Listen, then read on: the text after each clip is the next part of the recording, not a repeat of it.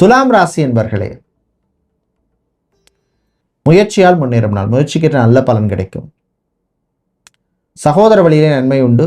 மறுமணம், second marriage ஒரு third marriage சம்பந்தமான விஷயங்கள்ல நல்ல நியூஸ் சில பேருக்கு வந்து சேரும். எதிர்பார்த்த அன்பு உங்களுக்கு கிடைக்கும். சகோதர வழியிலே சில பிரச்சனைகள் வரும், சமாளிச்சிருவீங்க.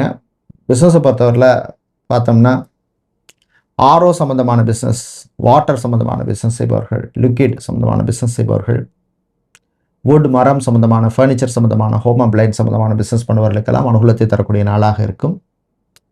வேலையை பொறுத்தவரையில் sales, marketing, business development, digital marketing சம்பந்தமான வேலையில் இருக்கிறவங்களுக்கு அனுகூலத்தை தரக்கூடிய நாளாக இருக்கும்.